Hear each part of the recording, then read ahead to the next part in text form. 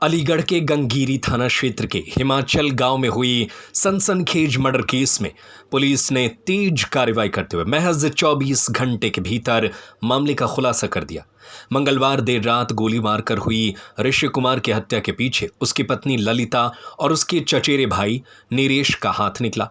Police के मुताबिक ऋषि कुमार का शव गांव में ही उसके चाचा के घर के पास पड़ा मिला था।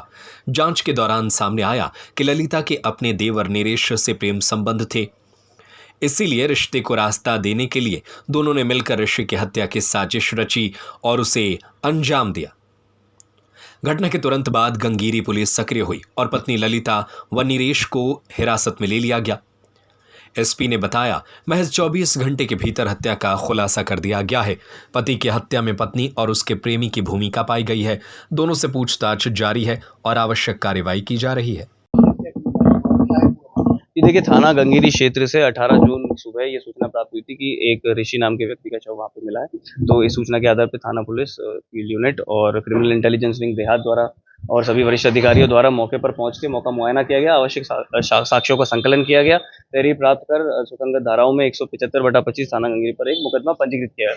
तो तीन टीमों जिनका गठन किया गया था, तीनों ही टीमों ने बेहद सराहनीय कार्य करते हुए 24 घंटे सफल अनावरण किया है। इस घटना का जो मुख्य उद्देश्य रहा वो ये रहा कि जो मृतक की पत्नी थी, उनका अवैध संबंध मृतक के ही चाचा के बेटे नीरेश के साथ था, दोनों ने मिलके, जब इस बात का पता मृतक को चल गया तो दोनों ने मिलके मृतक की हत्या की साजिश दोनों ने आपस में रची थी और आरोपी ने अपने घर से तमंचा लाके मृतक को पीछे से फायर करके गाँव में ही उसकी हत्या कर दी।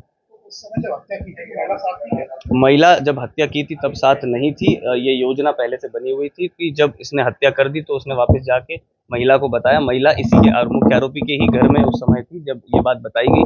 तो महिला ने इस बात की सूचना कि उसके पति की हत्या हो गई ना ही अपने परिजन को दी, ना ही अपने ससुराल जन को दी, ना ही पुलिस को दी अगले 2 दिन तक। और जब बाद में इस पूरी कड़ी को जोड़ा गया, घटनास्थल को देखा गया, आवश्यक साक्ष्यों का संकलन किया गया, तो ये पूरी बात सामने निकल के आई और फिर उसके बाद इन दोनों ने ही अपना गुनाह कबूला।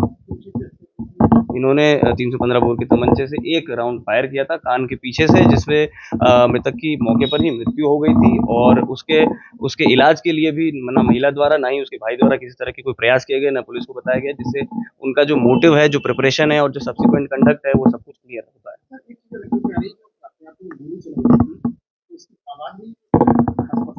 नहीं, ऐसा कुछ नहीं, क्योंकि ये देर रात का 1-1:30 बजे का देर रात का मामला है और इन्होंने आपस में उससे पहले शराब भी पी थी। तो कुछ घंटे तक जो मुख्य आरोपी था तो मृतक के साथ उससे पहले से था, तो उसने समय और जो स्थल है वो देख के, इस तरह से देख के ही ये घटना कारित की जिससे कि कोई और इस चीज़ को देख ना।